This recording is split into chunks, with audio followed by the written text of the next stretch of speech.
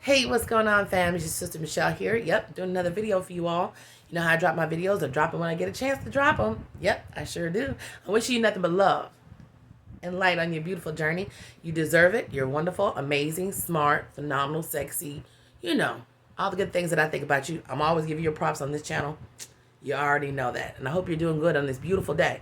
Let me know what's going on with you. Drop down in the comments and let me know how you're feeling. I hope you're doing good. And if you're still struggling, I love you and I support you, and you're going to be just fine. I know it's rough. It's rough, but you're going to be all right, especially the more you learn about these people. A lot of times, the more better it is. I know you don't always learn overnight, but hell, we're in the process. Yes, we are. We're going to win. Trust me. I love you so much. Mwah. This video right here is about something that I noticed in my past with someone that was in my life. Well, I would like to say it was kind of still in my life. I'm not going to say they're not in my life, but I will say that I've been knowing for many years and that I didn't realize that I was dealing with a person, and this is a friend of mine, who was narcissistic. And what I mean by that is this. Listen to me, fam. When you know better, you do better. See, before I knew what narcissistic abuse was and, and all the different things that we found out now, I've been knowing this individual longer than I even knew the narc that I was with. And I was watching the narcissistic cycle right in front of my face. Ooh, yeah. Now that I look back on it, I was watching the narcissistic cycle the whole time. Story time. You all ready? Let's talk about it. Come on now. Now, my friend is married. Been married now for many, many years. And I remember, excuse me, I got something in my eye. I remember how the cycle she would go through. I didn't know it was narcissism. I was just like, maybe they're going through whatever they're going through. And, maybe what she's saying, because I'm trusting her as a friend, is so true and valid about what's going on in her relationship, right? But then I go back and look at it now. And I look at not just the aspects of her relationship, even her interaction with me, and how the conversation has always been about her, and and all these different things. You can never get a conversation with them I couldn't get a conversation with her for more than, if I was going through something, 5 minutes maybe she'll listen, and then it's yeah, girl, I know, no, right back to herself, and let me tell you about me again. And I notice that all the time, but I'm just like, well, maybe that's just who she is, right? So I started noticing now, looking back, the cycle of what they do. Now, this is what would happen. Now, this is real talk, fam. Listen. And I'm not trying to throw nobody under the bus. It's just the truth. And I'm going to tell you why I can say this story in a little bit. But she and her husband would be okay one minute. And then the next minute, she would call me and express to me her unhappiness with him, and she could probably get better than him, and no. I was thinking at first, well, maybe I don't know what's going on. Maybe he's doing stuff he ain't got no business doing, and I don't live with them. And then the next thing I know, he would do something, or something would happen, and she would get rid of him.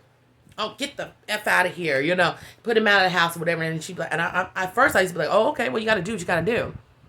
And I would notice that, but trust and believe when I tell you, there was always something else going on with her. Either there was somebody else that she was interested in or somebody she was already talking to, right? I never judged it because I'm supposed to be the friend, do what you need to do. I'm not telling nobody what to do in their relationships, okay? And then she would go through that. And I guess whatever it was she was dealing with, it never really works out or whatever case may be. And then she would start calling me and she would start talking about her, her husband again. I want to talk to him again. Oh, now I'm missing him. Maybe I should do this. Oh, maybe I need to get my family back. And trust me when I tell you, before she got to that phase, right? He was the worst person ever. I'm ready for him to go. I'm ready to get divorced, bump him. He ain't this. She was down talking to man, making him. And I used to watch some of the things that she would say to him. It was just so cruel. And I was thinking, well, maybe he talks to her like that. I don't know, right? Because you don't know, right? So I would be like, okay. So she would do this whole cycle of, oh, I miss him. I miss my family, my husband, And the next thing I know, she would go and get him back or try to get him back. And of course, he loves her. And he would always go back. And they would be fine. So when he would come back home, she would be like, oh, we're doing so good. We're on a good page. We're so happy. And then I noticed maybe 6 months, 8 months later, she started the same thing again. He's getting on my nerves. I don't need this. I could do the same thing she would say before. The next thing you know, boom. She's on to something else. She don't put him out again. Come to find out she's either talking to somebody or she liking somebody. It is a vicious cycle.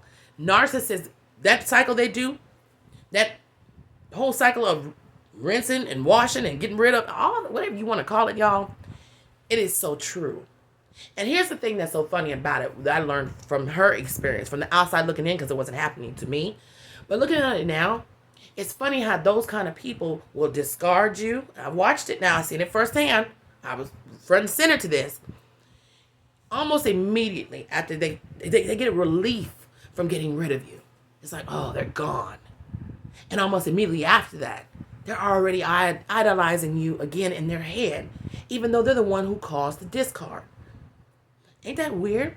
Like, I'm getting off on the discard of this person. I feel peace about it. And then once it actually happens, they go back into a mind frame of, oh, damn, maybe I shouldn't have done that. Maybe I need to go back again. And this is a vicious cycle. Now, I'm saying I'm telling this story for this reason. I said I could tell you this. Is because one day she even said to me, I do this every year. That's how you know narcissists know what they be doing. I do this every year. I don't know why I do this. It seems like we go through this every year. And I'm thinking to myself, well, it seems to me, now, especially now, you do this every year. Because see, the husband never ever left her. She always got rid of him. Okay?